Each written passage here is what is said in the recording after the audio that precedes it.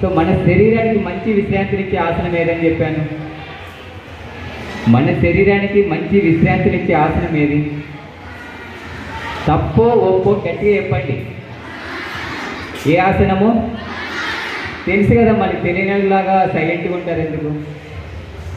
శరీరానికి మంచి విశ్రాంతినిచ్చే ఆసనం ఏది? పద్మాసనం. తెలుసుకున్న దాన్ని గట్టిగా చెప్తే తప్పేం లేదు. తప్పు కానీ ఒప్పు కానీ నిజాయితీగా గట్టిగా మాట్లాడితే నేర్చుకోండి ఎప్పుడైనా. ఓకేనా?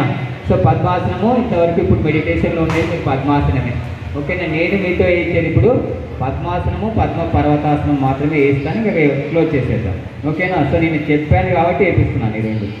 సో ఫస్ట్ ఆఫ్ ఆల్ పద్మాసనం వేసేటప్పుడు ఫస్ట్ స్టెప్ వచ్చేసి 2 కాళ్ళు ముందుకు చాపాలి. 2 కాళ్ళు, కుడి కాలు కానీ ఎడమ కాలు కానీ ముందుకు చాపి ఉంచాలి. సో కుడి కాలును ఎడమ తొడ పైన ఉంచండి. నిదానంగా నెమ్మదిగా చేయండి. కేవలం మన కదలికల మీద, మన శ్వాస మీద, మనం చేసేటువంటి క్రియ మీదనే సాధన చేయాలి. అదేవిధంగా ఎడమ కాలును కుడి తొడ పైన ఉంచండి. ఇక్కడికి ఫస్ట్ స్టెప్. సెకండ్ స్టెప్, 2 మోకాళ్ళు నేలకు తాకుతూ ఉంచాలి. 2 మోకాళ్ళు కూడా, కుడి మోకాలు కానీ ఎడమ మోకాలు కానీ నేలకు తాకుతూ ఉంచాలి.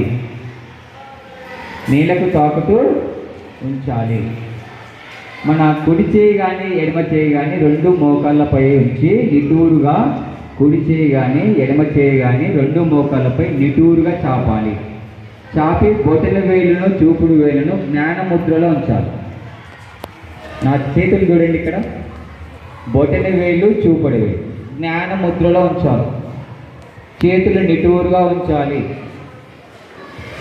నెక్స్ట్ స్టెప్, వెన్నెముక, మెడ, తల నిటూరుగా ఉంచాలి.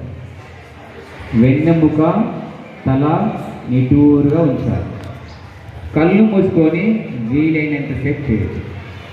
ఈ ఆసనము ప్రతిరోజు దినచర్యలో భాగంగా చేస్తే కనుక శరీరానికి మంచి విశ్రాంతిని ఇస్తుంది. ఒక్కరోజు, 2 రోజులు, 1 వారం, 1 నెల చేస్తే దానిపైన అద్భుతమైనటువంటి ఫలితాలు రావు. ఎవ్రీడే చేస్తూ ఉంటేనే మనకు దీని నుంచి మనకు మంచి ఫలితాలు ఉంటాయి. కళ్ళు మూసుకొని శ్వాస మీద ఏకాగ్రత ఉంచి చేయాలి.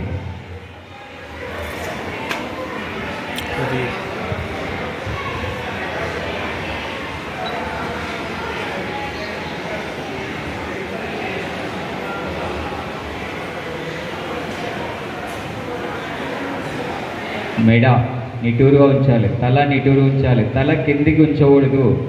తల కిందికి వచ్చారంటే శ్వాస పీల్చుకోవడం వదలడం చాలా కష్టంగా ఉంటుంది. ఎవరైతే తల నిటూరుగా ఉంచారో వాళ్ళు శ్వాసను బాగా పీల్చుకోగలుగుతారు, బాగా